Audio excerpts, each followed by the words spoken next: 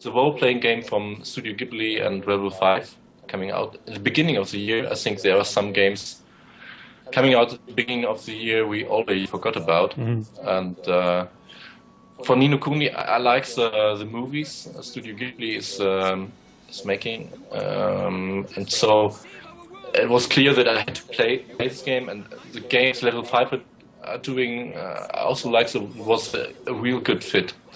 And Ni no Kuni had some flaws as a role-playing game, but it was just minor flaws, and the whole experience was really nice, and the atmosphere and the presentation, the music, and I liked the end of the game. It was also very nice. I haven't gotten to the end myself yet, but I definitely agree with you. I remember ever since I was a little kid and watched these Miyazaki films, I dreamt of the day that I would be able to hopefully play a game in this world, and it really delivers that experience of experiencing one of Miyazaki's worlds as a game, which is amazing, and it looks gorgeous, as we can see. I love the guy with the lamp in his nose. Yeah, the drippy. Yeah, there is a PS3 game you haven't played too. I've played it. I haven't gotten to the end yet. That's the whole thing with all these games this year. I've barely played GTA outside of us streaming it, and I want to get to that. But I think those are probably the first two games on my list that I want to play over Christmas if I have time, where you have days to play it and not just like a couple of hours one evening. Because I feel both Ni no Kuni and GTA are games that you should spend a lot of time with.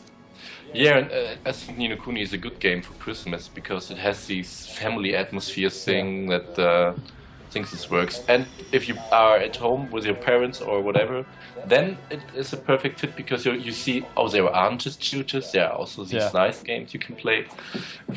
Yeah, and then you can show it to younger kids as well. Yeah, totally agree.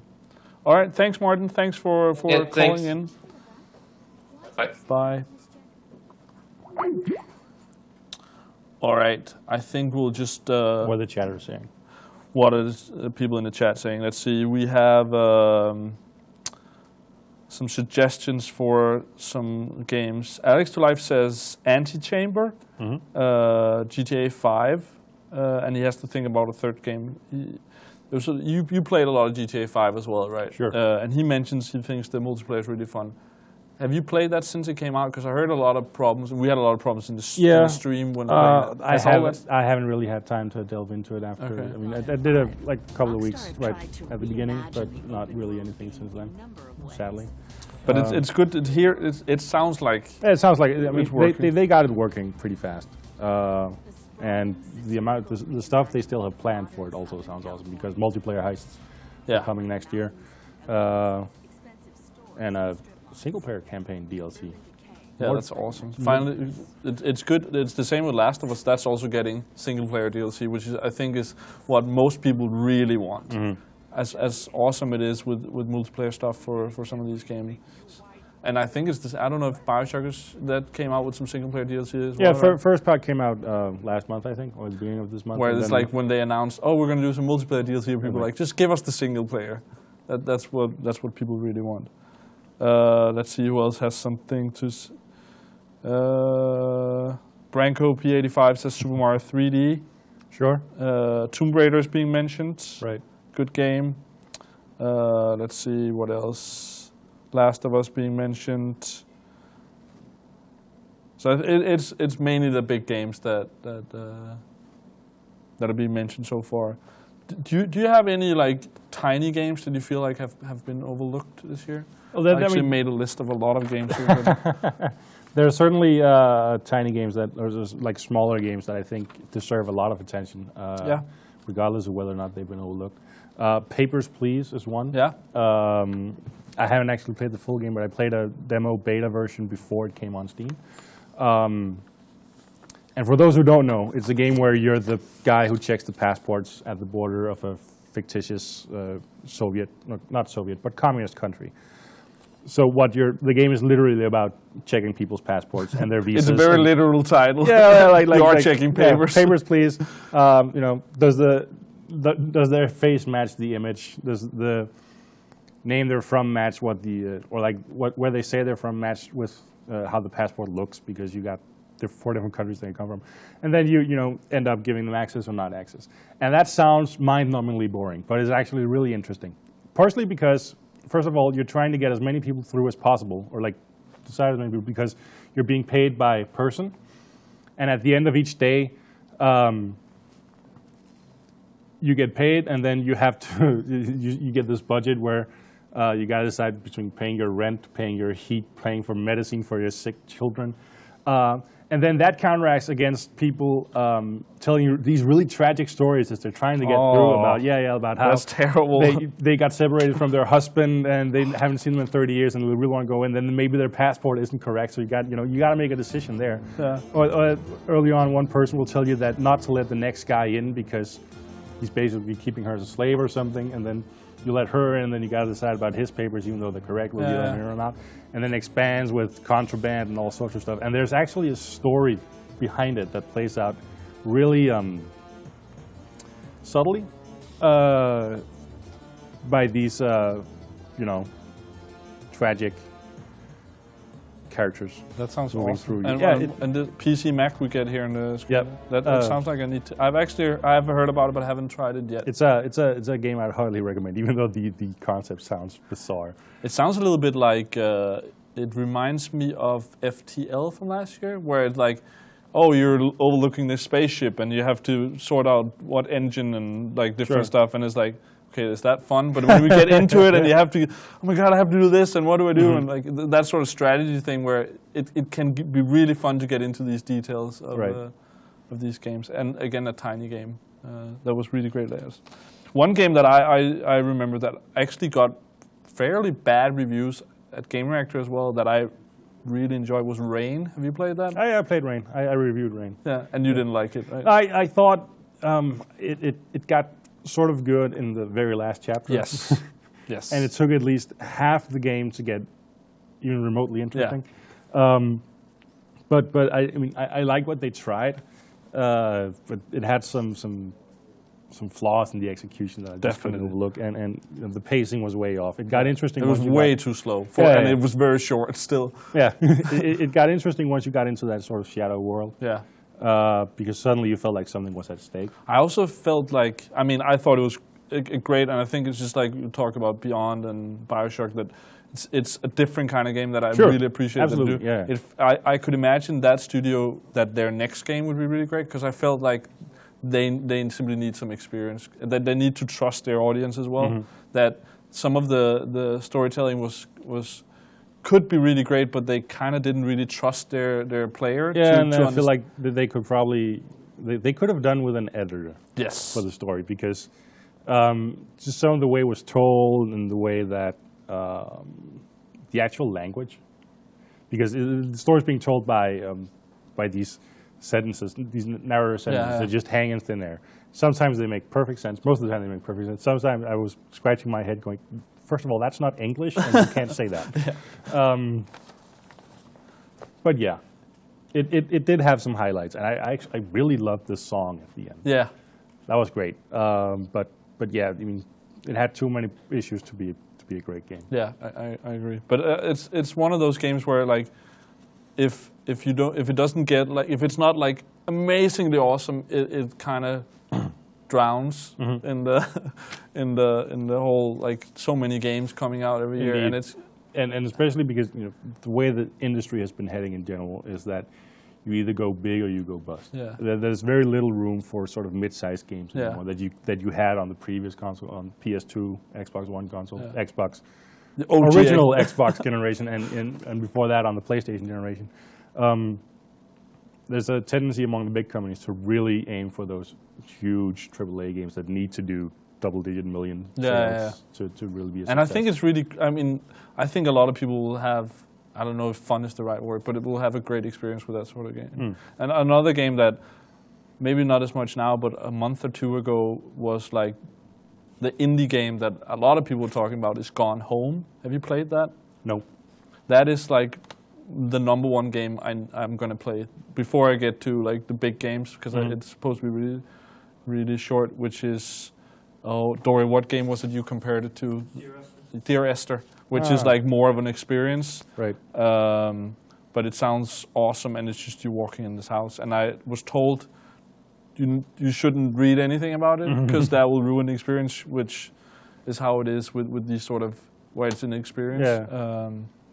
But I mean, indie games and those small games are. They have they're in a what's the word I'm looking for here? Not renaissance, but it feels like almost like a golden age right now for the indie game. And the games that go big of those get so much attention. Oh yeah, and it feels like they're tapping into something that the huge games can't do because they can run risks and they can try out weird stuff, and then if it doesn't work, it doesn't work, and then they can move on to something new because they don't spend 3 years and $200 million on making the game. Like stuff like the Stanley Parable. Yes. Anti-Chamber, somebody mentioned that. And even like roguelikes have gotten a huge resurrection suddenly.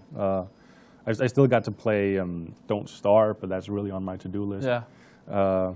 It's also great that you can have, because they're only a couple of hours and very short, very cheap, you can have many different experiences instead of, as much as GTA is awesome, and I would guess that's a game where you have many different experiences in one game, you can try many different games by these short and unique experiences. And then some of them have like practically infinite replay value. Yeah. Game like Spelunky, yes, which came out on PC and Xbox last year, but came on PlayStation this year. No, on PC this year as well, Xbox last year. I think Vita this year. Yeah, PlayStation, Vita, and PlayStation 3, Vita, and PC came out on this year. That game has random levels, so that's infinite replayability. I'm definitely going to play that on Vita. That feels like a perfect game for a handheld for me, where you can, play as much as you have time for, and then put it down and pick up and All right. What else do we have? Let's see here. I'm just going to go through the list of games that I think is not going to get mentioned. Sure. Let's see. This is going to get mentioned. One game that it sounds like no one is going to put focus on of the people we're going to talk to today is actually another handheld game, the new Zelda game, Link Between the Worlds. Did you play the original? Link to the Past? Yeah. Yeah, I played it a little. I played it on emulator. Never had a SNES, but I played it a bit. I didn't really get started with Zelda until Wind Waker on GameCube. Which also came out as a remake. Which got a remake this year, which I think in many ways shows what the problem at Nintendo is at the moment. And in that way, I think it's awesome that they're doing a Link Between Worlds. That I don't have a 3DS right now, but that's one of the games that I could actually see myself wanting a 3DS to play. And I heard from both people who have basically not played a Zelda game before, and also from people who are diehard Zelda fans, that this is a great game. It's a great game to start with, and if you've played the original, what was it called, Link to the Past. Link to the Past, that there's a lot of tie-ins and references that you'll really experience. One of the things that has been said about it is that it gets going really fast, which is music to my ears. Yeah, because that's like a previous Zelda's game. The further along the series has gotten, the longer it's taken until you get to that first dungeon and really get going with what is the actual game and not just a build-up. Skyward Sword took forever until you got to a dungeon. I think I played through the first dungeon and played my way up to the second, and then I haven't touched it since because the pacing just wasn't really there. Some of it also feels very inside its own, like things you need to know and stuff. I think I like Zelda, but I don't feel like and that's another game where I feel like I really need to have time because I need to remember and understand how everything works. We don't really get it delivered that easily, but if you understand it, I think it's great. If you play a Zelda game and then leave it for a year and then come back and haven't touched it, in the meantime you've forgotten everything. Yeah, and I feel like even a month might be too much. Sure. Let's continue with the 3DS. Animal Crossing New Leaf is another 3DS game that 3DS has really had a great year. 3DS has had a strong year. Which is odd because I think at the beginning of the year everybody thought that the 3DS was doomed. Yeah. Which I guess gives hope for the Wii U because in a way it scares me because I fear now that the Nintendo think, oh, we're fine with the Wii U. See what happened with the 3DS. Could be. But yeah, like, and we'll get back to. I think Bengt will talk about Fire Emblem later, another great 3DS game. And games that you can spend a lot of time with that seem perfect for a handheld system. Yeah. I have a 3DS, but it doesn't see much action at the moment.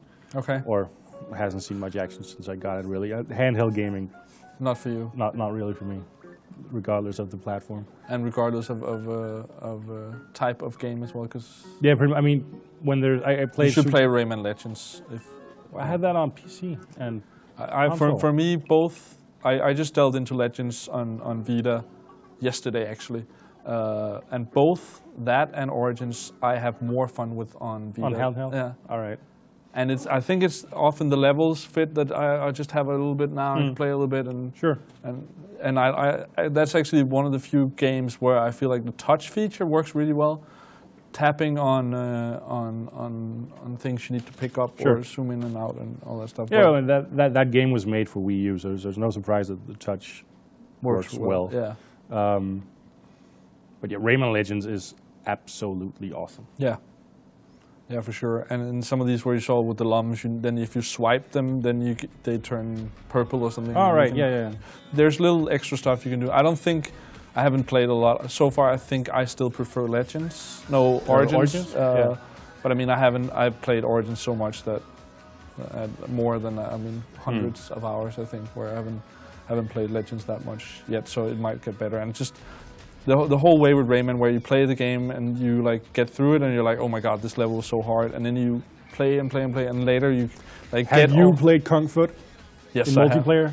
I haven't. I've only just like tried it a little bit. Oh, that is so awesome! But you played against other people? Yeah, I think I played it with myself. Which there's no AI, so you need. I know that was maybe why I didn't have like an amazing time. No, play that against someone. It is incredible. All right. My sister kicks my ass at it, which annoys me greatly because I play way more games than she does. But.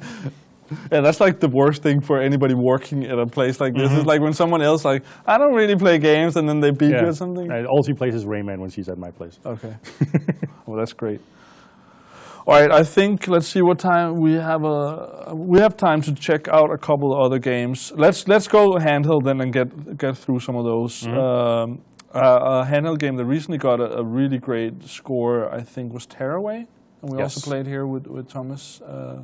Definitely a game I wanna play as well. The great makers of Little Big Planet. Yes, and has that like whimsy media molecule sort of thing going. I'm really interested. I was a little bit worried after Little Big Planet what they were going to do next, but Tearaway really makes me even more hopeful for what they're hopefully going to do with PS4. Sure. I'm assuming they're working on something. Yeah, you gotta assume they're working on something. And actually, I think Shuya Yoshida at one point said that every single first-party Sony studio is working on a PS4 game, and they seem to manage. It does have some like that sort of whimsiness and happy thing that Little Big Planet has as well, but it's still different enough that it's not just another Little Big Planet game. Oh yeah, sure. And maybe the first game that really uses the whole back touch and all that like really well. It sounds like if you want to like use the system in that way, that might be the best game to do that. Things like that can become really gimmicky really fast. Yeah, I feel like Uncharted was okay with like doing like the cold thing on the paper, but it's like that was a tiny thing in the game and it wasn't that great. But this is supposed to be really, really awesome. Yeah. All right, next game. Let's see, Guacamelee also on Vita. Yes. Came out on PC as well. Yeah. Haven't played it yet either. And PS3, haven't had the time. Want to, because that sounds awesome. Yeah. Metroidvania with a luchador. Yes. Yeah, great humor in that with the whole luchador thing. But then we are joined by our Swedish friend Oskar Nystrom. Yes. From Gamereactor Sweden. And what is the first game you want to talk about that should be in the whole Game of the Year talk? Well, first of all, what a year. It's been very difficult to pick. I mean, I'm not sure how much I should talk about ratings since this is an international streaming. But in Sweden we had 4 10 out of 10s this year, and I'm not sure we ever had that before. Sounds about right. Yeah. So yeah, it's going to be a rough battle for the winner for sure. But I wanted to talk about and push a little bit for Bioshock Infinite. Same as Christian, I noticed, but I'm going to try to talk about some different things then. For me, this has really been a year where storytelling is developed further. We got The Last of Us. Of course, another strong candidate, got a 10 out of 10 as well. Then we got the Stanley Parable, which basically turned the whole thing upside down. Like, didn't really know you were allowed to even do that. I'm not sure you were allowed to do that, actually. No, I'm not sure either. Is there an ending? Are there several endings? Don't spoil it. I'm not sure you can even. Awesome. But And if people don't know that game, they're going to be totally confused now what we're talking about. Well, let's talk about it then, first of all. Actually, this is funny. You asked me a bit earlier to choose a couple of games I wanted to talk about, and I was like, yeah, I could probably talk a lot about the Stanley Parable, but right now I'm realizing you kind of can't, because, well, I'm going to try. You're this office worker named Stanley, spoilers, who just realizes that all of a sudden he's got nothing to do. Nobody's telling him what to do anymore. Well, no boss at least. He's got a narrator. Right. Is that the word? Narrator is the word. Narrator. And so he goes out, try to get some help from his colleagues who are not there either. So yeah, he walks away. The narrator tells him what he should do, and you can kind of do it or don't. Like he says, when Stanley came to his head at 2 doors, he walked into the one at the left, and you can kind of choose if you want to do that or not. And it kind of restarts all the time, and there's really not a definite ending. So you kind of just quit after a while, and then you really want to go back to see, well, did I miss anything? What is this? And I'm still not done. And I think the internet is not done either, because it's everywhere. So that's a very interesting game from this year. Are you guys showing some clips? Yeah, we're just running before right you were now on confused. stream, We yeah. were running Bioshock Bioshock a little bit in the beginning while you're talking, but we're showing some Stanley Parable Okay. right now. So we're going to try to show the games that you're talking about. Yeah, I'm gonna make it difficult. So anyways, Fire Emblem Awakening was really great. Also Animal Crossing, by the way. That was a joke for the end. Well, you sounded very believable. Okay, good. So let's maybe talk about Bioshock Infinite then. Yeah. So for me, that was probably, I'm not sure I'm allowed to say this, but that was probably my game of the year, I think, personally. You're allowed to say that. And then people can go check the Swedish site at some point. There will be the official Swedish game of the year later. Yeah, it'll be up on we'll start this thing on Friday and then keep it running for a while. But you know, that game really took, I'm still thinking about it every day because it was so cleverly written by Levine, of course. Who else? It was, I'm not going to be spoilery here, but it was a bit like Fight Club in the sense that the first time you played it, it had a different meaning than the second time you played it.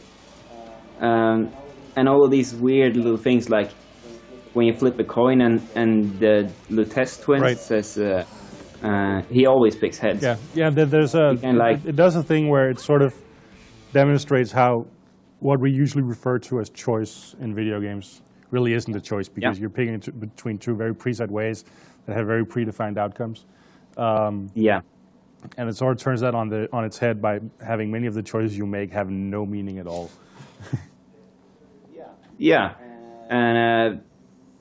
And it's kind of been, and I'm saying I'm not going to be spoilery, but it's kind of been going on and on and on and on, and you're like, you kind of start thinking about that, and where in the loop am I? What does this mean? Right. So that was extremely interesting, and that's completely apart from the fact that the game was beautifully done. Fun fighting sequences, really fun to just walk around and explore, listen to God Only Knows by the Beach Boys, an a cappella version.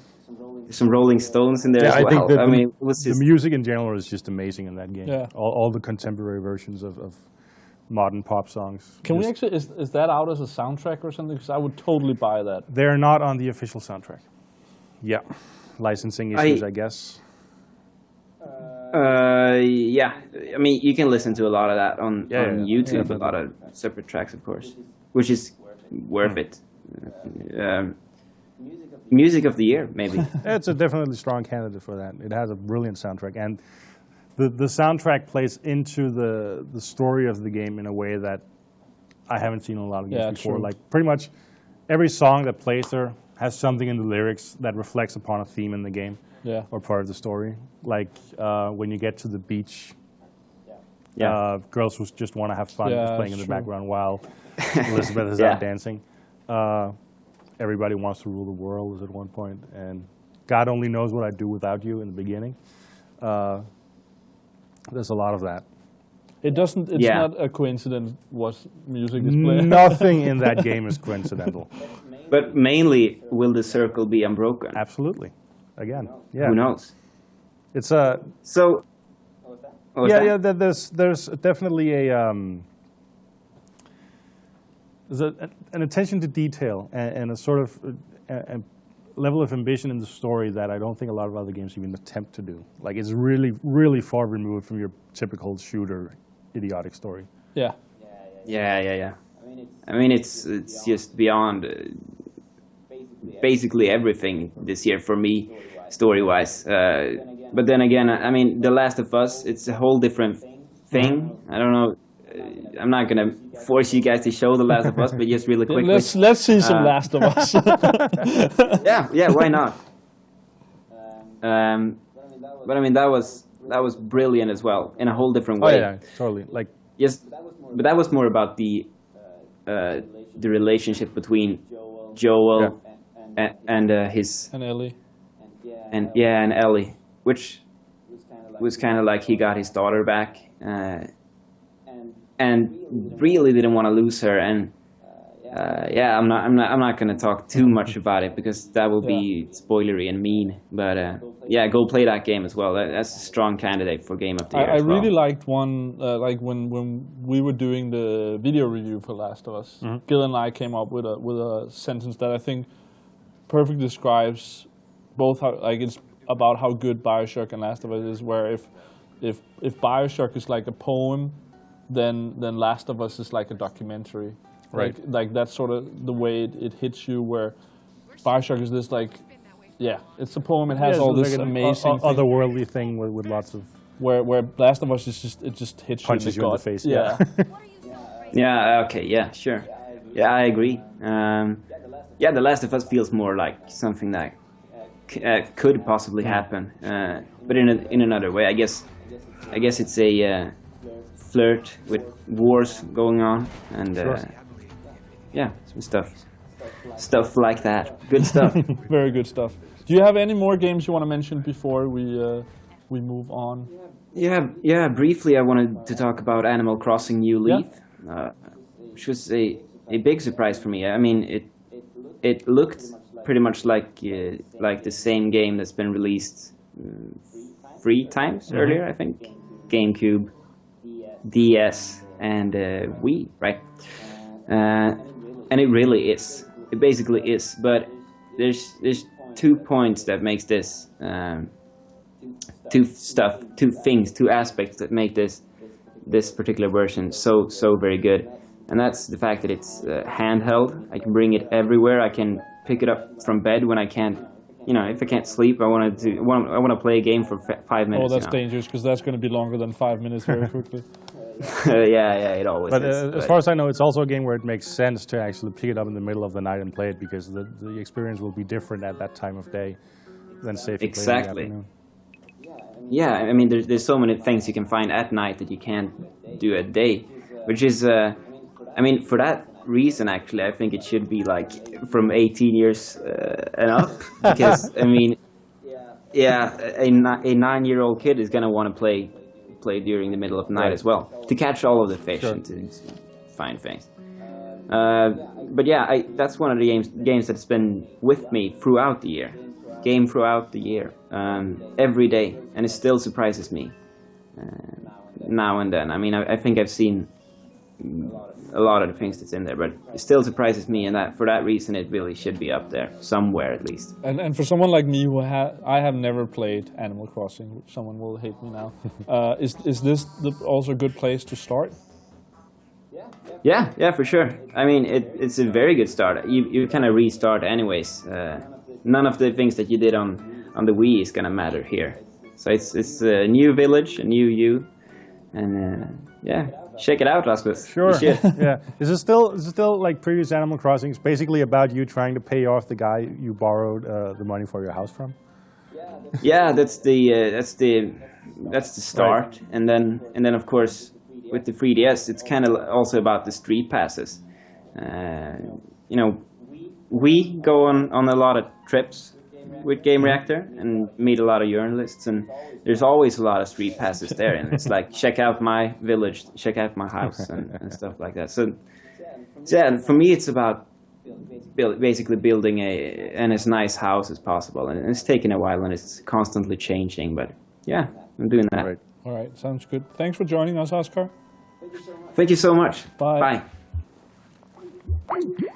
All right, and he helped me hang up and everything.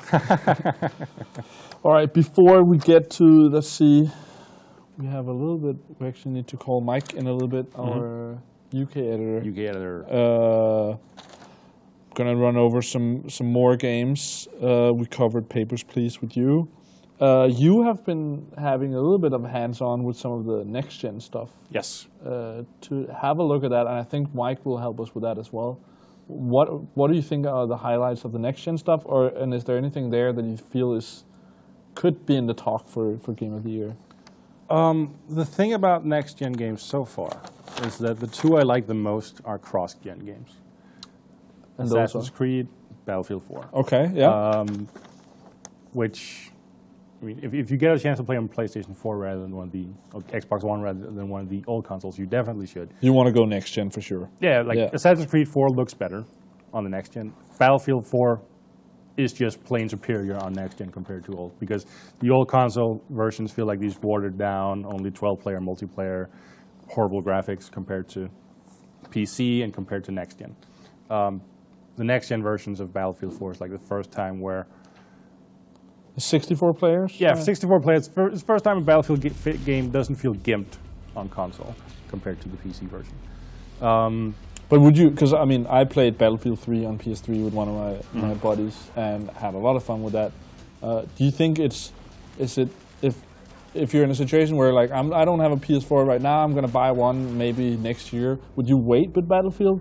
Is it not worth playing now on current gen, or? Well, I think it's, as far as I think it's part of one of those upgrade programs where you can get a newer version once you get a new next gen console if you're sticking with the same platform. And you can move your multiplayer stuff over. Yeah, I think your progression will carry over. That works for Call of Duty at least, which is awesome.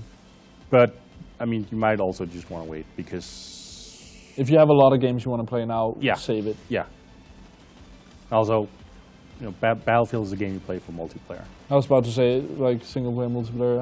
Multiplayer is where it's still... Multiplayer is where it's at. Okay. Single-player is entirely forgettable. Yeah. Usual dumb military shooter campaign that everyone's forgotten in a year. Yeah. Even though Omar from The Wire is in it. Yeah, they keep pushing that.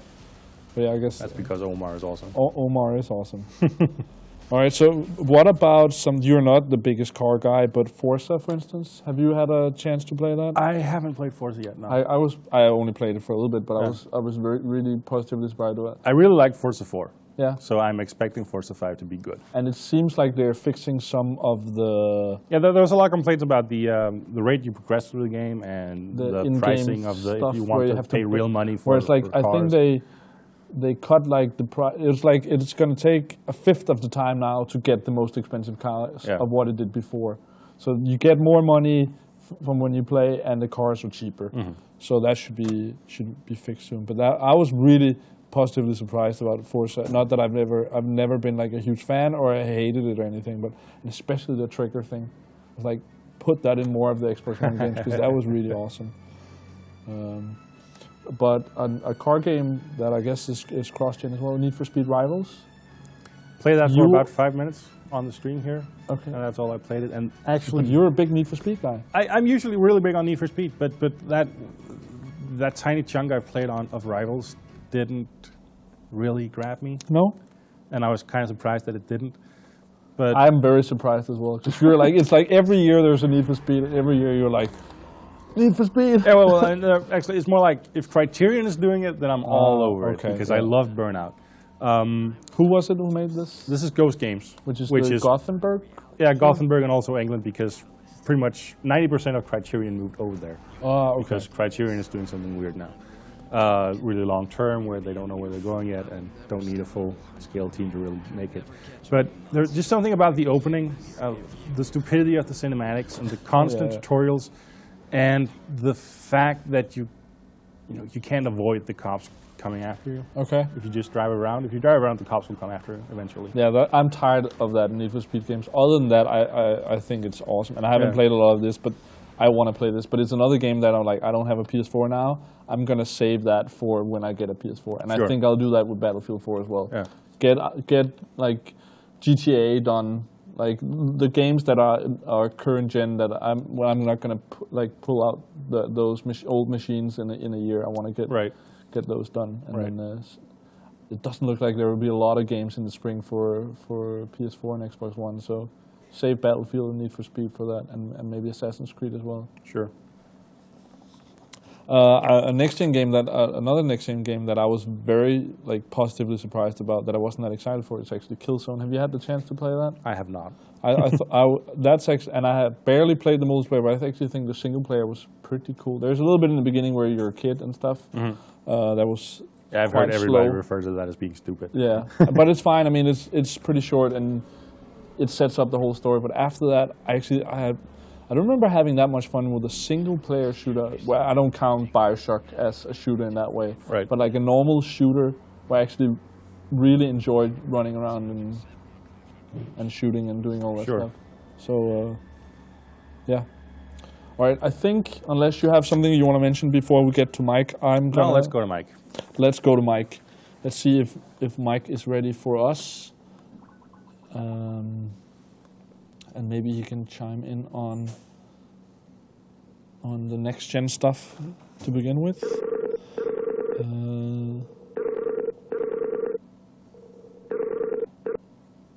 Hello. Mr. Holmes. Mr. Holmes. We are doing good. So I don't know if you've been following on stream, but we are. First, I'd like to hear your opinion on. We had a little bit of talk about. Or any of the next gen PS4, Xbox One games? Are there any games there you think are worthy of being on the Game of the Year list? Well, I don't think there's any that stand out as perhaps immaterial. I thought there were some really good games. I thought Forza 5. I think you mentioned that earlier. I really enjoyed Forza 5. I thought. Drivatar was a great inclusion and made the single-player racing really edgy and exciting. I know some people didn't like it, but I thought it was really good. I'm not a pro racer. I aspire to be a pro racer, but I'm not. I do go into corners a bit late sometimes, and but having that challenge with other drivers kind of scaled to my abilities, I thought that was really good. Wasn't so keen on the Top Gear guys, and the lack of tracks was probably the only other problem that I had with the game. But I was really impressed with Forza. You mentioned Killzone earlier. I have played quite a bit of the multiplayer on that, and I've really enjoyed that. I've also been playing a bit of Battlefield 4 and Call of Duty on both the next-gen consoles. Probably Battlefield edges it for me. I think I'm going to put my vote for Call of Duty in there. To be honest, I was really stuck on them. To be honest, I've been thinking about it long and hard because Call of Duty's got that. It's just pick up and play, and you can get stuck in. There's no mucking about. You know exactly what you're going to do. It is almost apart from a few new assets, it's almost a carbon copy of what we've been playing for the last 3 or 4 years. But Battlefield has got that extra variety in the game.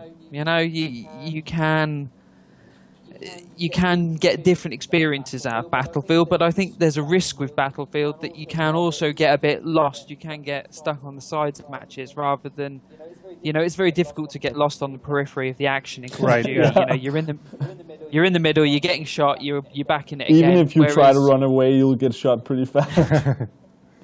Yeah, that's true. Like if you're on a big map and you're with a squad that doesn't really do anything together and you can't get to a vehicle, then you might, feel like all you're doing is running a marathon and not shooting anything. It's really reliant on proper team play to really have, to get that awesome experience out of it. Yeah, no, I'd agree with that. To be honest, I mean, I think we've been talking about Battlefield and Call of Duty, but for me, it was actually a different shooter that was my most enjoyable shooter of the year, and that was on the PC. That was Rising Storm. Right.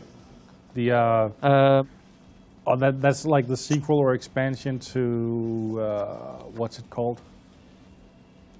I think, isn't it? It's like a World War II shooter or something, right? It's the Tripwire interactive game. It's basically it's user created content that was then turned into a proper game for Red Orchestra 2. Yes, that's the name. Yes, thank you. It was the grittiest. It was very gritty, very violent, which in itself isn't a selling point, but the depiction of the way that they depicted war was more interesting and immersive than anything else that I think I played this year. It was there's two settings. There's the arcade, kind of the arcadey setting, which is by kind of normal shooter standards still incredibly tough, and then there's a realism setting where it's just taking one hit practically, and that's you out of the game, and then you're back waiting to load up again. And again, that's another one that's about tactics and really working with your team. You've got people commanding the units from the back and kind of pointing people, and if you don't work together, that's it. You've got absolutely zero chance. And I thought, for me, that was perhaps the most compelling multiplayer experience of the year. All right, multiplayer, not just shooter. Not just shooter for multiplayer.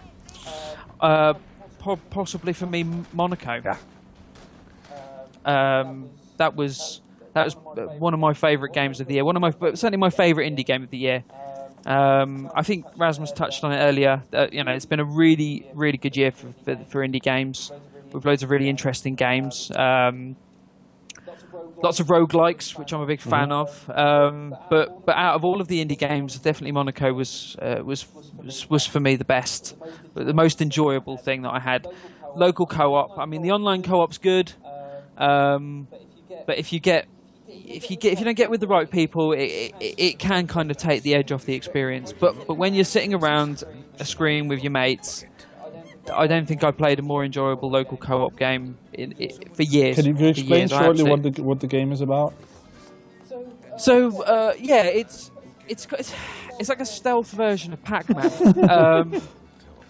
So you're looking down at these floor plans.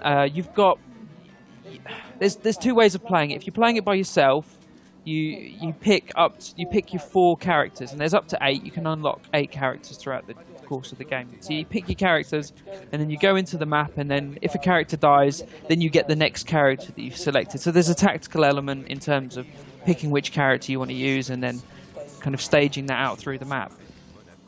For multiplayer, you are picking characters that complement each other, and you're running through these maps, trying to take down these scores, hoovering up gold, a la Pac-Man, and kind of taking advantage of a fairly simplistic AI system, hiding around corners, kind of waiting for the coast to be cleared, dashing between stairwells, hiding on roofs, jumping into bushes and waiting for guard dogs to leave you alone.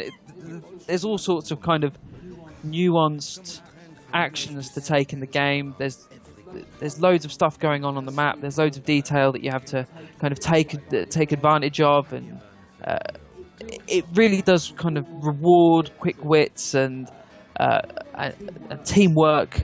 And there's so much content in there that I'd recommend it to absolutely anybody It looks a little bit who to was. me like a stealth Hotline Miami.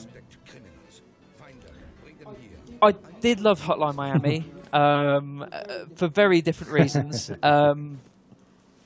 That was kind of more pure. That was a pure arcade experience, you know, those quick runs. Whereas, you know, if you're taking your time with Monaco, you know, you can drag I mean, there are people who do the speed runs. You know, if you go on the leaderboards, there's people getting incredibly quick times on there. But you can also really take your time over a game of Monaco and make sure that you get that you clear out each level of all the gold coins, because doing so then allows you to unlock content later in the game. Cool. What other games, or do you have anything left you want to mention? Well, I think you've already mentioned Papers, Please, which I thought was brilliant. And the Stanley Parable has also been covered. They were 2 great indie games that were released this year. I don't think we've mentioned much in the way of strategy. Right. It was a good year for strategy games. We had Europa Universalis 4, Total War Rome 2, and I think Firaxis updated 2 of their 2 flagship strategy games with Civ 5 and XCOM. So gamers have been really spoiled for choice this year with what they got. So it kind of really depends what people are after with regards to kind of what avenue they will take. So if you want something that's a bit more action orientated, then you've got XCOM with the enemy within, with that add-on. Something a bit more a more sedate experience would be maybe Europa Universalis. And if you're into marching huge, great armies into war and hacking people into pieces, then you've got Total War Rome 2. So either of those, any of those games, I think would be worthy to sit on any kind of Game of the Year list. Cool. Yeah, anything to add before we move on to the next? Actually, I want to ask you about one thing, because this is a game that Dory mentioned that I think you also talked a lot about earlier in the year, Bit Trip Runner 2? Yes, definitely. I enjoyed Bit Trip. That was it was one of those that's cursed by being released at the very beginning of the year. So it's good that everybody's been talking about Bioshock, which I thought was a fantastic game. And that was also kind of maybe pushed out of people's minds, and had it been released a bit later on in the year, it would have maybe been a bit more competitive, I think, with, you know, The Last of Us and Grand Theft Auto. But Bit Trip, I thought, was really catchy game. It's an endless runner, you know, where you're kind of linking up. You're adding to the kind of the rhythmic beats of each individual level. Wonderful visual style, quirky characters, the voice of Charles Martinet. Right at the very beginning. Mario guy? Yeah, for people who know. Yeah, that's it. That was a wonderful little indie. yeah, there's been, oh, there we go. Some really really good indie titles this year. And another thing, now you've talked a lot about strategy games. Have you had the chance to play Civ 5, the Brave New World, or Brave New World? I've not played it with the update, I must admit. I've played the new XCOM, but I've not played a Brave New World. But I have heard, I have had discussions with other editors where they've where it's been explained to me as the definitive Civ experience now. So I think during the Christmas holidays, if I can squeeze some time in, I will certainly be upgrading the pack. The Civ pack and getting stuck in. All right, sounds good. And congratulations on Arsenal doing very well. For the time being. Enjoy it. All right, thanks for joining us, Mike. Cheers, bye-bye. You got to get that in there while they're doing well. Absolutely. All right, before we get to Bengt, let's see how we're doing on time. We've got a little bit of time. I have my checklist here of games. One game I want to have your opinion on that if we talked about this early in the year, I would guess this game would have been in your top list, and I don't think it is. Batman Arkham Origins. Oh. So, does that deserve to be in this talk, and no. why not? No, it sadly it doesn't, and it pains me to say so because Arkham Asylum was brilliant and was absolutely well-deserved Game of the Year for Gamereactor that year. Was that the Danish? I think Sweden had it as the Game of the Year as well. Okay. Yeah, I think most of us had back then, at least in the magazines, because that game was absolutely amazing. That was 2009? Yeah. And then Arkham City just expanded on that and went bigger and bolder and louder and was fantastic as well. Maybe not as focused, but still a fantastic game with a lot more variety to the combat. And then Origins comes along and, difficult task for it because it was a new studio, first of all. And then doing a prequel. Prequel is always hard. A prequel is always hard, especially because the universe and the Arkhamverse is already really fleshed out. So they've probably been really limited in what they could actually do because there's been a bunch of character introductions. If you go read all the trivia and the character bios and so forth and menus, there's really a lot of info already there about the villains. And new studio. The only thing they've done previously was porting Arkham City to the Wii U. Okay. What was that called? Edition something? Armored Edition? Armored Edition, yeah. They added one new mechanic and then a little use of the controller display. Got multiplayer in this game as well? Done by the good folk at Splash Damage. Oh, so that's a whole separate studio. That's a whole separate studio for that. Okay. But yeah, it hit a lot of the right notes, but it also hit some of the wrong ones. And then the world... And it's PS3, 360, not next gen. Yeah. Which could hurt a little bit. It gets thrown out just before we get new consoles. Do you think if it had been on the new consoles, because there's not a lot of games, some people might have been, okay, I need a game on my PS4. Batman. That might have helped it. I don't know how it's been doing sales-wise. That scene, by the way, isn't in the game. That fight right there. Okay. That was moved inside. I don't know what happened with that. Oh yeah, that's the first. You don't fight Deathstroke on a bunch of containers. I'm stuck on that. I can't be bothered getting past that right now. But to get back to what's wrong with it, the world didn't feel as interesting. No. They took the Arkham City world and then doubled the size of it, so you can fly over the main bridge, and then see Arkham City as it was before everything went to shit. But somehow it became a little more gray, a little more bland, less distinctive, less memorable. Yeah. In the new areas, there's a lot of places you can't go, skyscrapers you can't touch upon, and stuff. It's just. I think you made one really great point that I think is the reason why. Well, I'm going to give it one more chance. I'm thinking and see if I can get into it. But you made one point that I think is the reason why I don't feel like playing it right now. and that is the whole thing of feeling like you're Batman.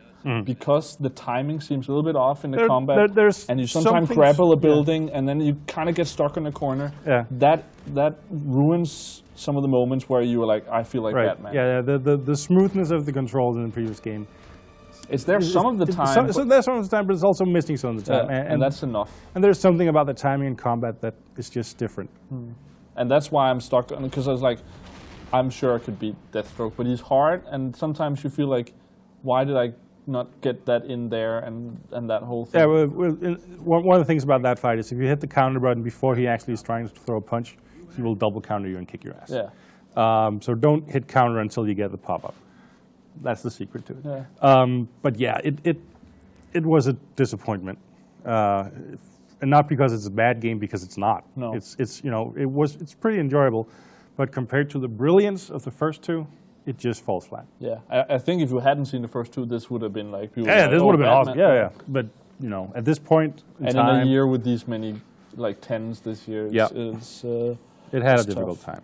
Another game that I mentioned to you just before we got online that you really liked, and that I was like, I don't like it, and now I'm into it, is Splinter Cell. Right.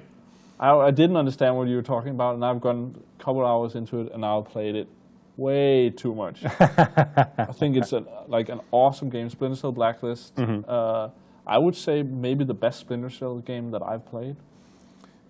How many Splinter Cell games have you played? I played... Where did you start? One of the first ones, maybe the first one. Okay. I played Double Agent. Right. I played Pandora something. Pandora Tomorrow, that's the second one, yeah. I didn't play the last one. Right. That was different. Yeah, the general consensus... How many is there? There are 6, I think including Conviction, I think. I played 3, 4 with this one, I think. And then that's actually 7 because Double Agent was completely different games on Next and all back then. But the general consensus among Splinter Cell fans has been that the series peaked with Chaos Theory, the third one on PS2 gen. And then Double Agent tried mixing it up with some double agency and some daylight stealth. I didn't get through that whole game, but I heard the ending was really cool. I can't. No, I don't think it was. If I remember right, didn't seem that. There's some choices that I've heard. But anyway. Yeah. Well, yeah, whatever. And then they went in a completely new direction with what was it called? Black and Black Special Operations Unit. Splinter Cell something. Yeah. The next one. The one after Double Agent, not Redemption. Conviction. Conviction. Yeah. Which is the one before this, right? Which is the one before this one, where they it became less about hiding in the shadows and I didn't like that at all. Using gadgets, and then sort of more about going off the grid and shooting people with automatic moves. And then Blacklist sort of went back to what... I kind of wasn't excited for this because I thought Conviction wasn't cool. And then I was like, I don't know, and I played the beginning, I was like, I think the first level is not well done. It's bad at explaining what you need to do. But then when you get into it, and you can play those, you can kind of choose whether you want to go full on stealth, full on crazy Rambo, or in between where you kill people but they don't discover you. And that whole way of getting points and playing a certain style, that really works for me. And leveling up the whole playing thing, awesome. Spies versus Mercs is back? Yeah, it's apparently a little different from what was in the old games. Okay. I never really I never tried, let me put it that way. I never played Splinter Cell multiplayer in the old games. No, but what Conviction did was it went back to the it found back to the roots and sort of did an updated version of it that retained the original spirit of what made a Splinter Cell game Splinter Cell. Yeah. And that was really cool. If you wanted to go full stealth, not killing anyone, that was an option. I feel like it for the first time really gave you the option. Gave you the option of going proper Splinter Cell and going stealth, which I love. And then we have people like Thomas in the office who hate stealth. Right. And he could go guns blazing. Yeah. And still, within each of the styles, you could go... I felt like there wasn't a set route through the game. Right. There was a lot of places where I felt like I could actually look at this building. I need to do these things inside and figure out what I wanted to do. And then something went wrong, and then I could evolve what I did, and that is really awesome. And I felt like I got rewarded for doing well, and a lot of cool stuff in there, and picking the weapons, and being good at planning what fits your style was really cool. But you were talking about that's an old game. Yeah, it came out in August, which doesn't make it old at all, but it does mean it came out. But it's true, it's kind of not in the discussion right now. Yeah, I mean, and again, that's probably a testament to how, first of all, how many high-profile titles there have been this year, and also Splinter Cell might feel a little bit old. Yeah. Like none of us are really talking about Call of Duty either. Only me. Yeah, only you, because Call of Duty is Call of Duty and has been Call of Duty for years. And I actually talked to Dory about this just off because we were talking about like, oh, what are our individual list, and I was like, I feel like I kind of need to put Call of Duty on my on number 2 or something, because that's the only game I'm basically playing like at least 90% of the time. And if I think about it, I'm not sure I really would put it in like Game of the Year. I didn't really like the single player, and I have some problems with multiplayer, but I keep playing it like all the time. Sure. Yeah, I think it's just a thing where, games like Bioshock Infinite, Last of Us, even Assassin's Creed, did new things, like really new things. Whereas Splinter Cell is Splinter Cell. That's true. In a way that Splinter Cell was Splinter Cell 10 years ago. It's kind of the whole thing from Batman, from Asylum to City, where it was like, it's still a Batman game, but a little bit new, but it's like a refinement of the... It wasn't overwhelming in its originality. No. And maybe that's the reason why we don't mention it that True, much. and I think it's also true what Oskar said. It's a year where we had a lot of 10s, and then it's hard to get on that list. I think, but it's a good game. It is a very good game. Just before we get to Bengt, maybe you can chime in on that. I'm going to call him while I mention this. I think Tomb Raider. You got Mike right there. Yeah, I think Tomb Raider is another game that kind of a little bit has that problem where that did try something different, but that's a game that also in a lesser year would have had a like higher on people's lists, because that's maybe not a 10, but it's a good game. Yeah, I think I played Tomb Raider for a couple of hours and didn't really pick it up afterwards. Just to me, it felt like an Uncharted clone, which is it's part of. It's kind of fun how like you had, I guess, Indiana Jones, and then Tomb Raider did Indiana Jones, and then Uncharted did Tomb Raider, and now Tomb Raider is doing Uncharted. That's true. All right, we're joined by our very good friend from Stockholm, Bengt Lemne. Welcome. And his dog, apparently. Hi, folks. What's your thoughts on Tomb Raider to begin with? I didn't actually play it, so there's my thoughts. Are you going to play it? Maybe because now it's being announced for next gen. Yeah, maybe I'll pick it up for PS4 in January, because January is usually a month where you can sort of deal with your backlog and get gameplay that you didn't have time for in the previous year. So it's actually kind of a fitting, even though it feels like an old game that's coming out on next gen. But there's like new hair and stuff, right? I think that the hair was already in the PC version. Yeah, and the hair effect that you could get with Radeon cards on PC looked horrible. It was terrible. It looked so ugly. Like I had to turn it off immediately because I couldn't stand it. Ben, can you tilt the camera a little bit and? All right, you don't want the dog in there. But I just want to see more headspace. More of me. That's good. Yeah, all right. All right, sounds good. I'm just lean in a little bit and trying to look in the screen and at the camera. Yeah.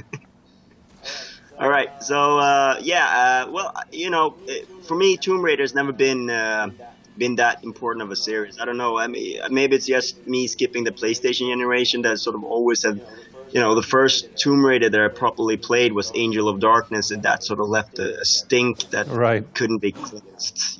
I never really got into the series after that, but I'm hearing great things about the new one, and then maybe it's a good time to pick it up in January. I know it's on a lot of lists for Game of the Year, perhaps not at the very top, but in the discussion. Yeah, I totally agree with that. I think it had some problems where I was a little bit annoyed with it because some people were saying, "Oh, it's amazing," and then there were things that annoyed me. But for instance, the multiplayer was not very nice.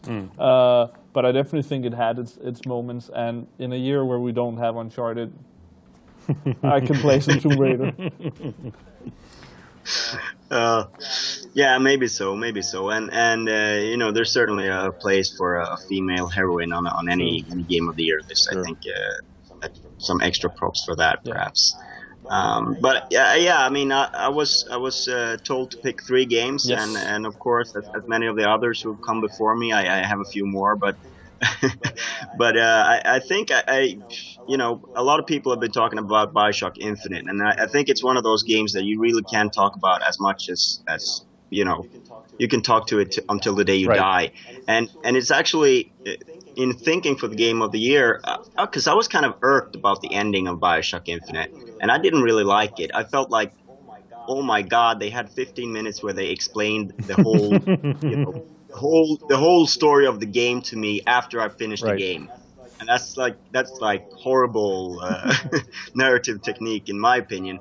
But at the same time, you know, a lot of the things that I was thinking about now sort of fall in place, and you know, it's really, yeah, some of the stuff really dawned on me, like for example how they used the damsel in distress thing and sort of turn it on its head at the end, which it sort of feels a little bit strange, you know. Elizabeth, oh, the dog is leaving. Elizabeth sort of you're chasing her around in the game, and you're trying to keep her, you know, keep her safe. And for those who played the game, you know, the ending doesn't really play into that at all. I mean, it sort of turns it on its head, and perhaps that is what Ken Levine and the people at Irrational wanted to show. Like they wanted, much like they wanted to show how people were sort of mindless shooting machines in Bioshock.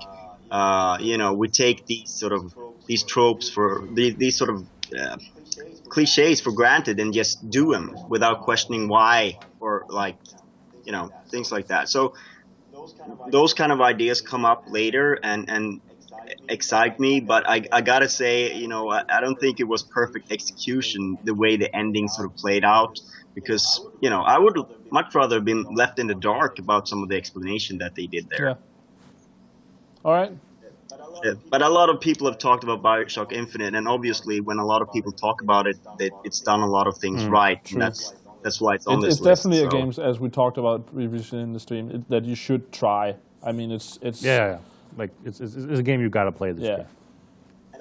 And I was surprised at how hardcore the actual gameplay and action shooting was. It was yes. I you know, the final battle on that airship, I played that quite a few times. I think it's kind of remarkable how that game has sort of split opinions on whether or not the shooting was good. It seems like either people thought it was really repetitive and not at all interesting, or you thought it was absolutely amazeballs and did a bunch of new stuff that part no of it might other also game be PC versus console, because there was something with, I remember you played on PC. I played on PC. And you had more options with some of the, I think, Vigors or guns or something. That might have been. Well, on Vigors, maybe. It might have been easier to... there was something with that where I didn't enjoy the shooting very much. I had 2 guns, and you could only have 2 Vigors ready or something, and it quickly for me became that I kind of found the ones that kind of worked and then just did those and didn't experiment a lot, which I think is why a lot of people liked the combat, was they got to try all these different things. Yeah. And I didn't really, I didn't feel, I feel like if I tried that, I just died. My experience was that the game didn't do the best job in explaining what kind of vigors and weapons you should be using against certain enemies. So you could get, especially if you pick those 2 favorite weapons and those 2 favorite vigors, you could be fighting a very long time in a battle that really shouldn't be taking that long, because you didn't do the right didn't have the right mix there. I remember some, I can't remember what they were called, but there were some enemies that really took me a while to realize that I should use the shock on them to get them to be stuck so I could hit them. But yeah, I mean that is certainly it's not perhaps my top game, but it's up there, and it's one game that I really enjoyed this year. And I really like the fact that it sort of encouraged you to find a playstyle that you liked and then explore on that. Like if you wanted it, there was a lot of option for diversity in the combat that many games don't have these days.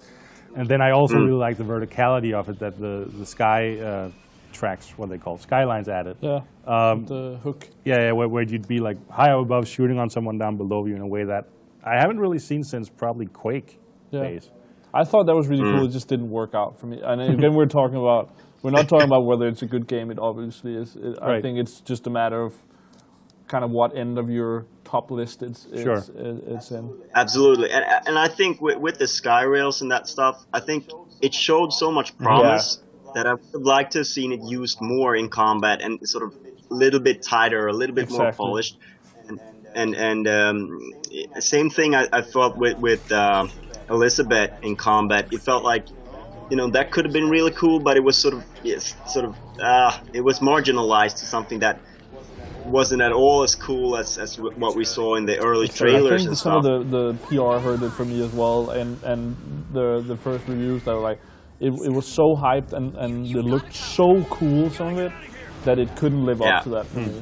Like the first time they showed you in the trailer, like riding on one of those hooks, I was like, that looks like something I want to do. I mean, I couldn't believe it was on this generation when they first showed it. That first demo that they showed at E3, I was just insane. And of course, the game didn't end up looking quite as nice as that, but you know, it did deliver on most of what they promised. So. All right, the next game again, Bengt, if you could, we're kind of cropping the top of your head, so if you can. My head, so I need to move in. No, it's just not as much in as you move down a little bit, or change the angle of your camera. Well, I can't. I had to sit on the floor then. But this is good. Yeah, that's there you go. There you go. All right, what's your? And the dog is left anyway, so I can't. What's your next game that you want to talk about? The next game I wanted to talk about was Assassin's Creed 4 Black Flag. I don't know if anyone has talked about it yet. I think I think I mentioned it offhand, and that's about it. But it deserves some more time. Yep. Yeah, absolutely. I mean, for me, one of my favorite games of 2012 was Far Cry 3. I really enjoyed playing that, and I really enjoyed the sort of the exploration and that whole thing about it. And never been a big fan of the Assassin's Creed series. I played the first one and one of the SEO games a little bit, but I never really got into it, and the story didn't make sense for me, so Black Flag was like the perfect place to jump in again, because now it's like, hey, let's do away with that whole story thing and focus on the fiction at hand, and you're basically just the guy who's experiencing this fiction, and that's the story, and I kind of enjoy that, and it makes sense in this framework, and I really like that. And Assassin's Creed 4 Black Flag is just, you know, it's sort of the marriage between Far Cry 3, of course, had a lot of Assassin's Creed elements in it, you know, the powers and that sort of thing. But here it sort of marries that with they took a lot of elements from Assassin's Creed 3, obviously, but sort of expanded on that. And I just like being a pirate, and I like the theme of it, and I like, you know, most of it. You know, perhaps not the story isn't the big thing for me. Kind of choose not to pay too much attention to that. Exactly. I mean, it's very sort of light on that. You don't have to go heavy into the story more than, you know, you watch some cutscenes, but they're not really that intrusive and that long. And it's mainly about the gameplay and the exploration and about collectibles. But I feel like if you're still really, if you're into like our old colleague Peter Mortensen, who is a huge Assassin's Creed fan, if you're that sort of guy, you can still get. Oh, there's a ton of stuff beneath the surface that you can dive into. There's little abstracts and things, and you can learn a lot from. If you go into the offices at the Abstergo, that where you're doing the simulation, there's tons of information to learn, and sort of that builds on the sort of the story of Desmond, and you can find out a lot more details. But of course, for me, that makes, you know, I don't care about played that. Most of the Assassin's Creed games. I still need to play 3 before I think I'm gonna delve proper into 4, and I still don't understand most of the stuff that's going on. But yeah, I mean, the fact that they've done away with Desmond really, you know, makes Assassin's Creed 4 so easy to just jump into even if you haven't played it in the previous ones. It's the perfect starting place. Yeah, and you're playing on PS4, right, Bengt?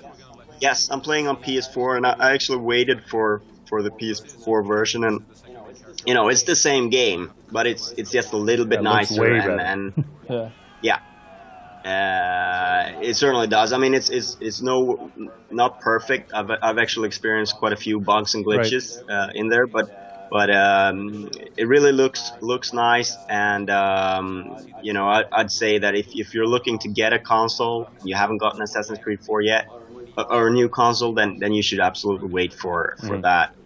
If you don't want to play it on PC, that is.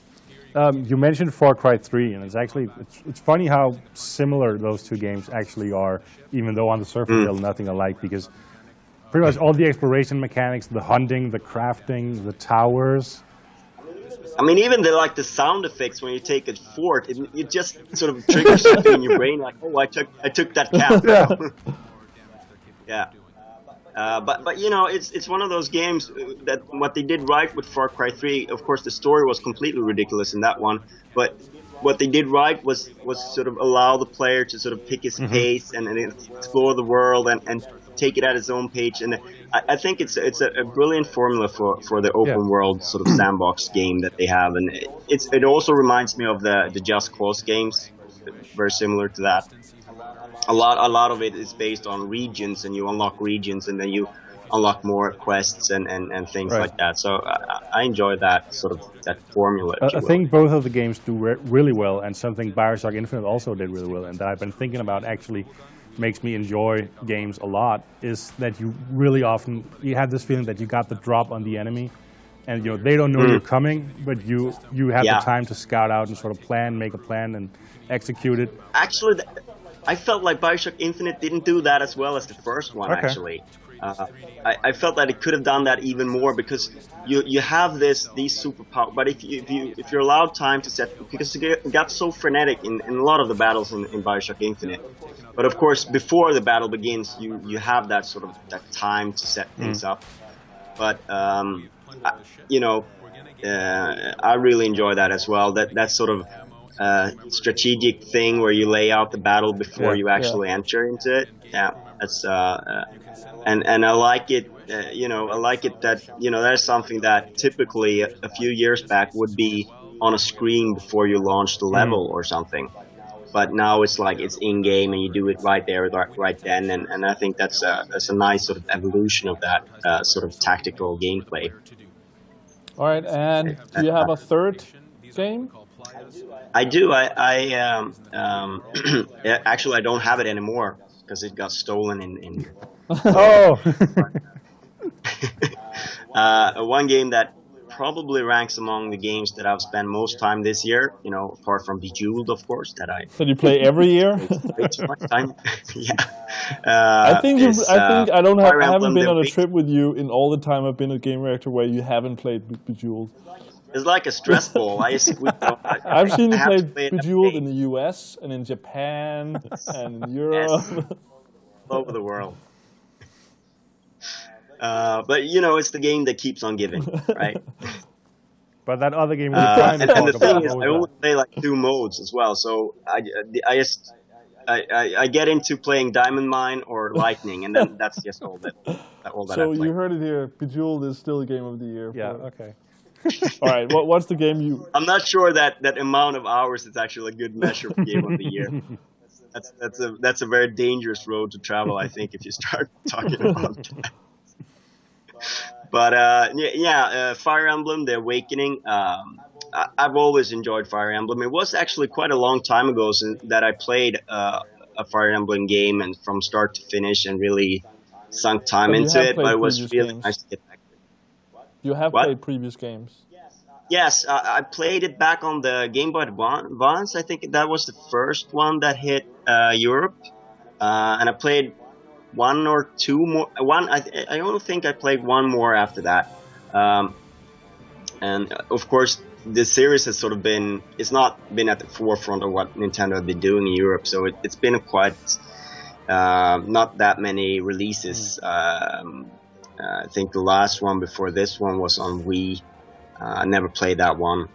But it's just once again, it's one of those things where I really enjoy the genre, the strategy RPG, and it's so well made and it's so addictive, and you get so obsessive about keeping your characters alive, because of course there's permadeath, and that's the key to the whole franchise. Even though you can turn it off in the new one, which I think is completely horrible, and you should never do that.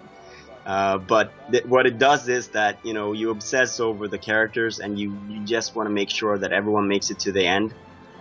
And that means replaying the levels a few times sometimes, because keeping the weaker characters alive, especially if you haven't leveled them up, is, you know, and you have to weigh the benefits of leveling them up for later against sort of the immediate benefits of having stronger characters with you in battle. And I love that sort of that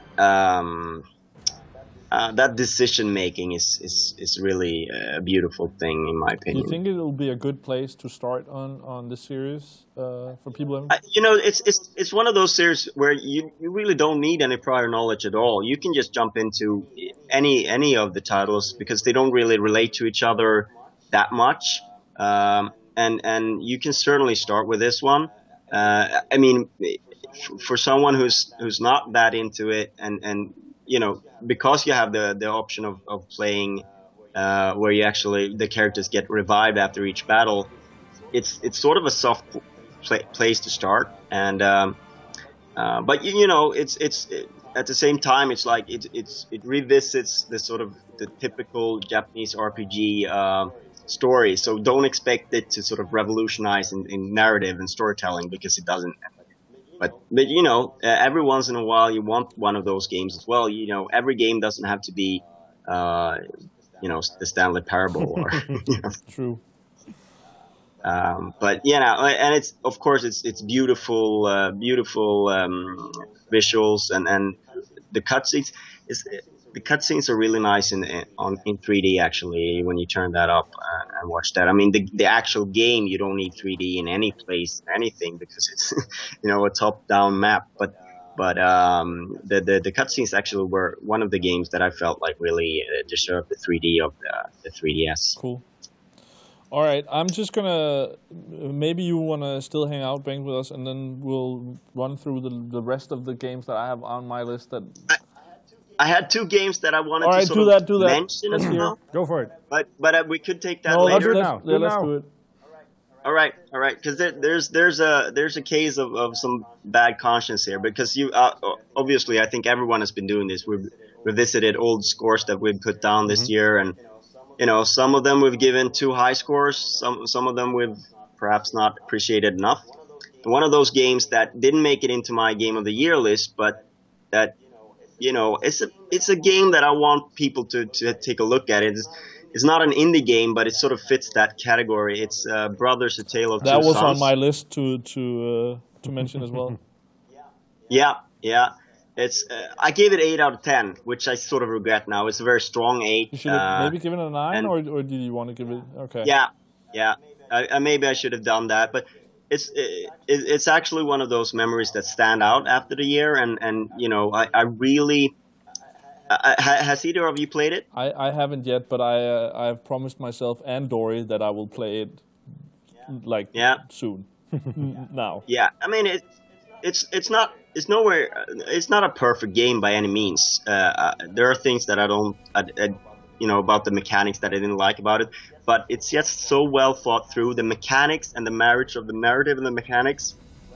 When you play it and you come to the end, there's this moment that is just, you know, it's so great when you it's so much emotional impact in that moment when you realize what you're supposed to do and sort of how everything is tied together, that, you know, it's just beautiful. And it's also one of those games that prove that games really don't need to be movies in terms of narrative. They can do something entirely different, and they can be much, you know, you don't have to sort of to tell it like a movie. And I think you kind of need to understand that games are not movies. That of course some things will be the same, but that it's a different medium.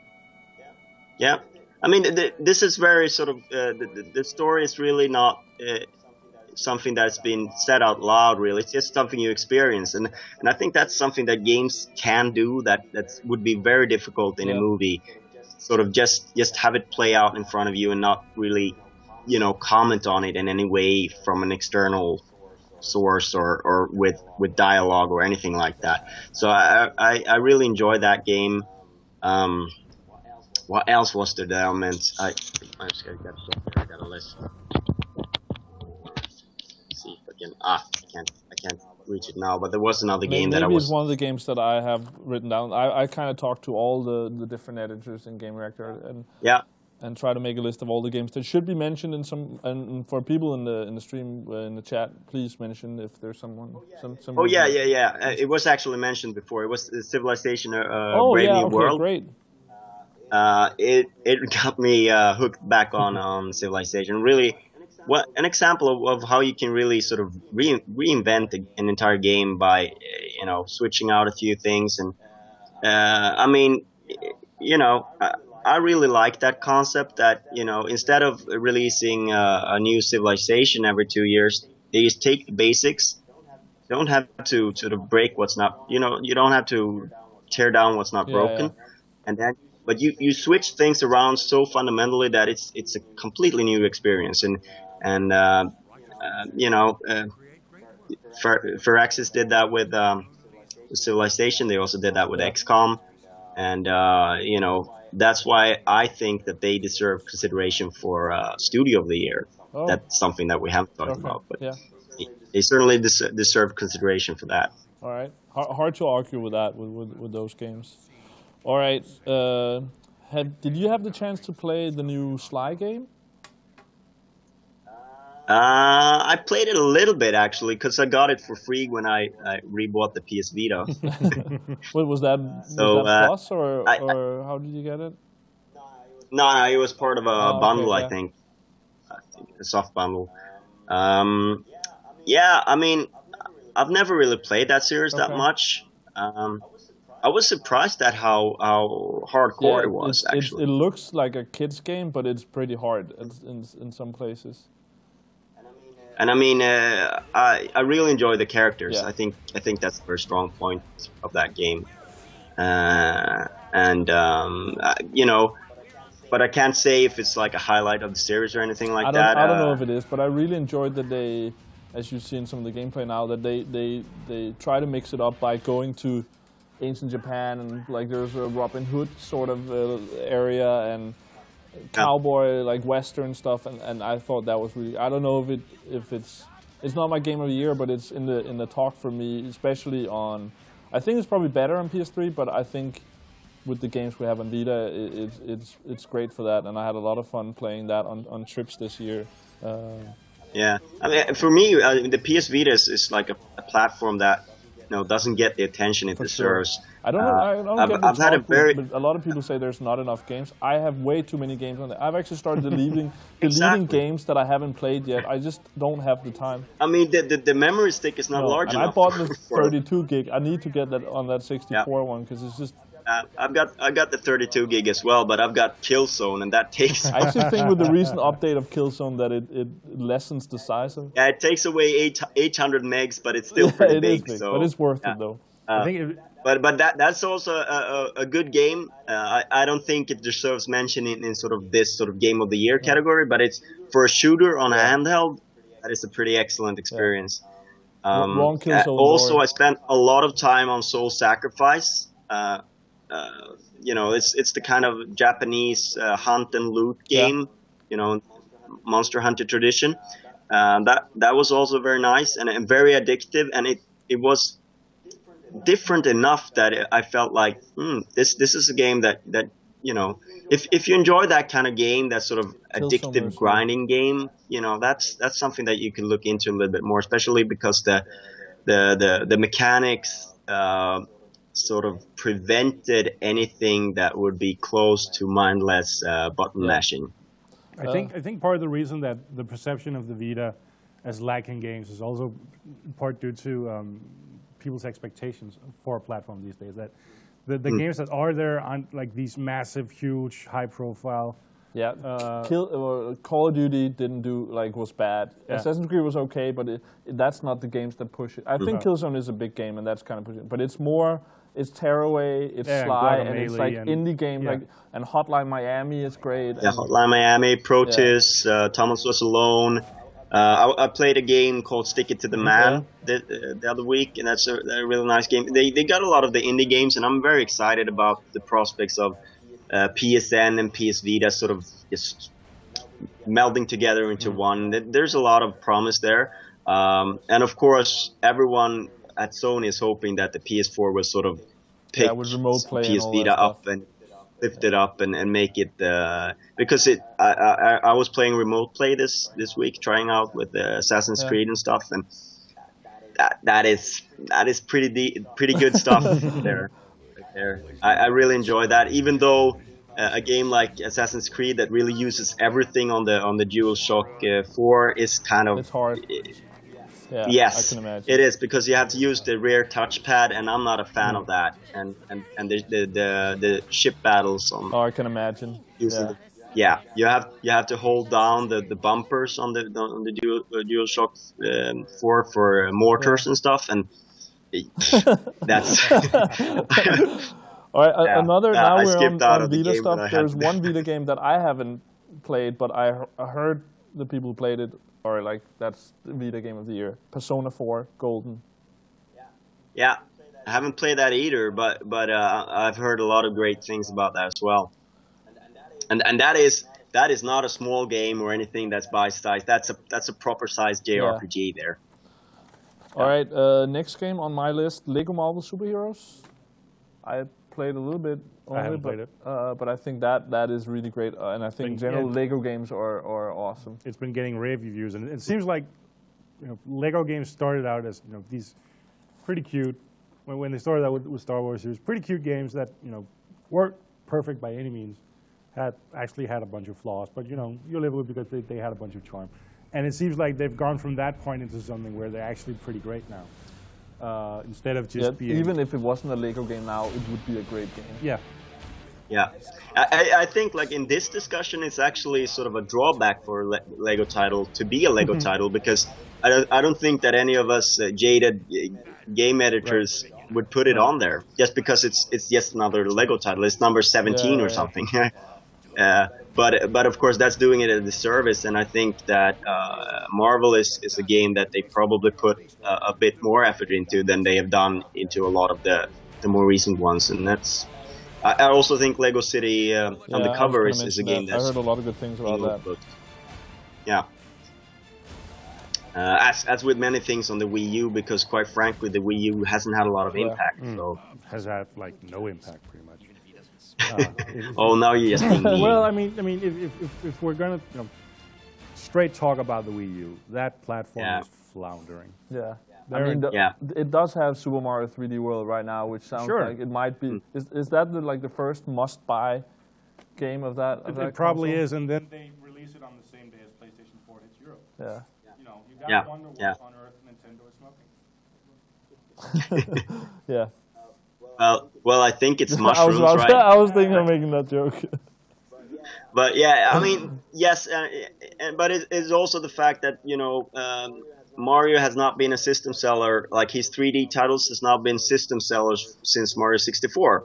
So the really big games are, in terms of selling systems, I think are Mario Kart and Smash Bros. And those two are coming next year. So I think that is going to be make or break for the Nintendo Wii U. They really need to sort of gain some momentum, and it must be heartbreaking for them to hear that like Sony beat them in the UK in 1 week. They sold more than they did in a whole year with the Wii U. That's not good.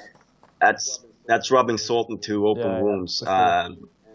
And of course the 3DS is doing really well. So it's not like Nintendo is on the way to bankruptcy or anything like that. They have the staying power to stay in there and to do the right. But they really need to gain what I like to call critical mass with the install base. They need to get to 10 million so that people can make money from releasing games on their platform. So third party wants to support it.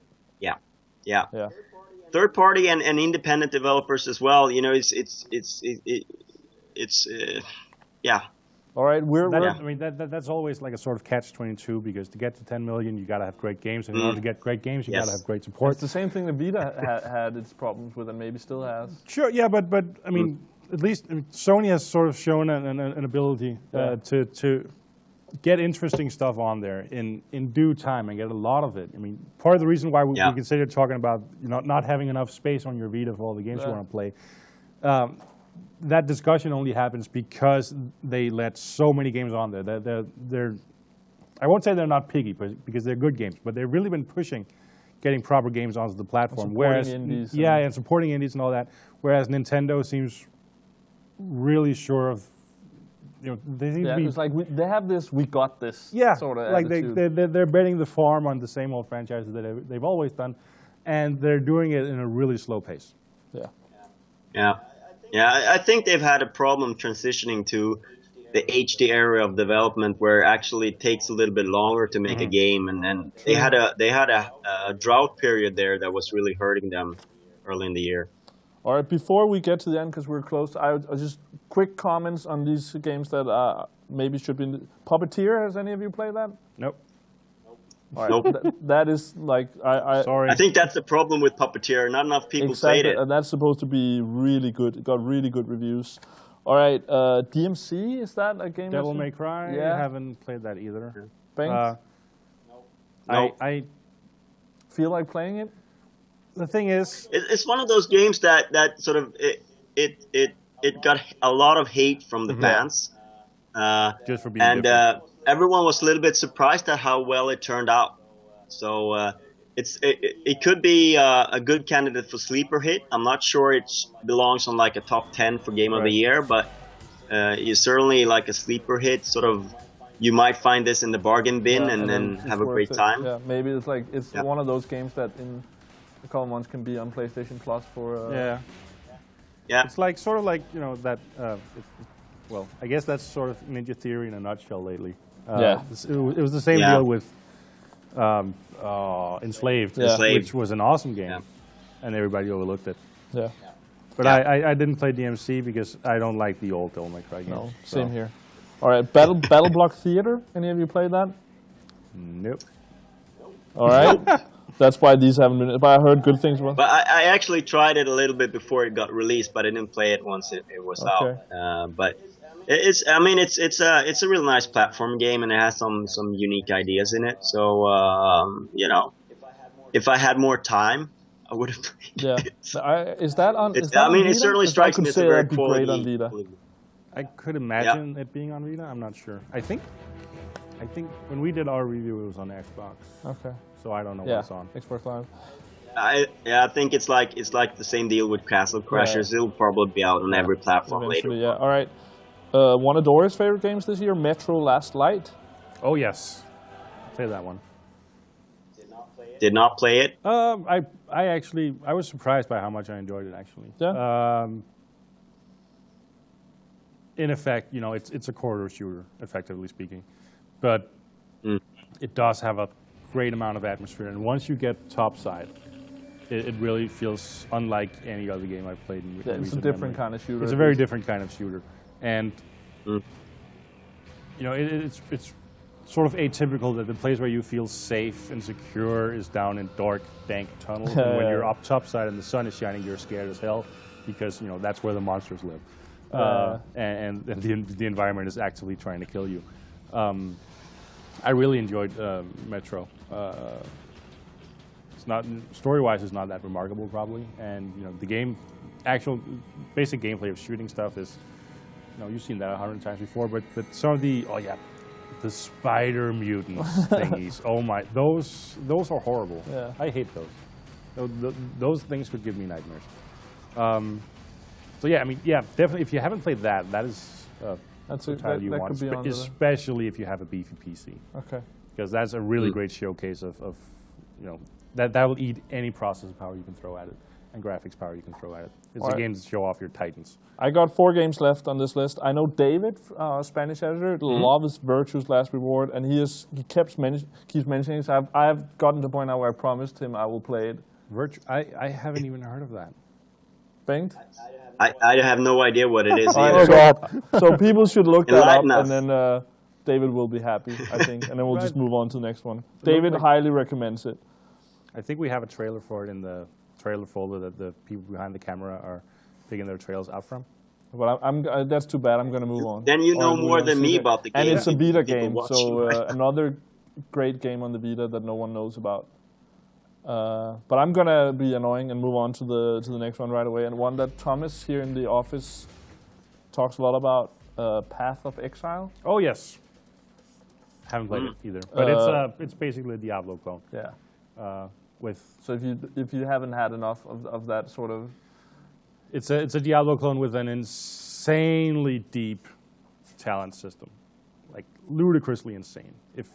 And that's free to Yeah, play, it's free right? to play. So And apparently yeah. it's proper free to play. Like you can play a lot of you can Path of play it for Exile. free. Yeah, you can play it for free, and it doesn't, nickel and dime you all through the way. and, I mean, that's another category of game that gets overlooked in these kind of lists, is the free to play, the online games, the games that don't really. Yeah, another Diablo clone. Yeah. And there's the Marvel game. What's it called? Oh yeah, I don't remember. Marvel Heroes. Yeah, Marvel Heroes. And I played a lot of Diablo 3 on PS3 this year, which we kind of had that talk. I talked to you about it. Like some of the games I played a lot was Hotline Skill Miami on Vita and Diablo 3 on PS3, and it's like that's games from last year, but great this year. All right, last two games. Another Dory game, Showdown Effect. Oh I know you played that, Bengt. Oh yeah. Before it was out. Yeah, I played a little bit before release, but I haven't played it nowhere near as much as Dory. No, but I think no one has. I think he's logged in more than 100 hours on that one. And talk about it has some it problems, was but it's really great as well. I think its main problem was that not enough people played it. Yeah. And there's not enough content, and there won't be any more content because there's not enough people playing it. Yeah. That's always the challenge with. It's a really nice nice concept, and when you look at it, it may look a little bit simple 2D deathmatch, but it's really skill based, for sure. and that's what makes it fun. That it's it's one of those games that really just builds towards these just crazy moments. All right, and the final game I want to mention, I think my favorite PS4 game, Resogun. Oh yeah. Oh yeah. I've played that. I've died a lot. It's really hard. Like we sat here in the office one evening after being done with work and trying to do some high scores, and just like getting to the second world is just it's insanely hard. And then you look at R2's like high score, and it's like, I don't even understand how that's possible. Yeah, he's top 50 or something in the world. I think top 100 maybe. Top 100 now, okay. On normal, like I don't know, on hard and stuff, because he has of course also played it on that. I mean, it's one of those games where I just set it down to rookie, and I just I just admit that I'm not good at this game. You're not gonna beat R2 on that? I don't think. I think my high score is like 20 million or something, and he's like over 100 million or something like that. He has like 90, I think, on normal. Yeah. That's crazy. But yeah, that would be in it might be in my top 3 game of the year, and it's nice to see a good game that if you're a Plus member you get for free on a new console. Definitely, And absolutely, even if you're a Plus member and you don't have a PlayStation 4 yet, you can still go. I did that. Go get it so you can download it when you get a PS4 because it won't be on PS Plus. Exactly. No. So you should go do that. Yeah, for sure do that. And it's like even though I think it might be on there for a while because there's not really a lot of other options to put on. Just talked about Contrast is leaving here on the 24th, I think it is, or at least it's leaving now with the next Twitch up, and then it's being replaced by Don't Starve. Yeah, so we're already getting new PS4 games for free, which is crazy. And that's the thing, if you have Plus, like have a Vita, have a PS3, have a PS4, it's insane how many games you get. Yeah, I actually noticed one thing that I wasn't aware of when I got my PS Vita back. It was stolen as well. And I hadn't had PS Plus for a while, but when I got it back, all the games that I downloaded before I could download again. Yeah. So it's like if you've gotten them once, just get everything. Just press the free buy thing, and then you can always download them again. And on any but if you haven't downloaded them, then you can't download them once they're off. Well, you don't need to download them, but you need to buy them. Yeah. You sort of buy them, but you don't buy them. You need to buy them. But remember to do that. And Rasmus said PS4 games, especially Contrast now, but also Resogun. Even though you don't have a PS4, then go onto the web page, the web store, and buy them there, and then you have them when you get them. It'd be awesome if you get a PS4 in 6 months, and then you have 10 free games on it. Yeah, and a bunch of other games. Yep. Someone's back. Do that. All right, and with that, I think we're going to call it a day. And people should, of course, join us again tomorrow, where we got the Batman competition, and I'm sure Thomas will chime in a little bit on some of his games that he's been enjoying this year. And then Thursday, we're back with the final list. All the editors will vote for the GRTV Game of the Year. And then later in the week, I think from Friday, all the sites are announcing. I don't think that's set in stone yet. Okay, but at some point, we'll have like the individual countries' Game of the Year. So yeah, stay tuned for that. And thanks for joining us, Bengt.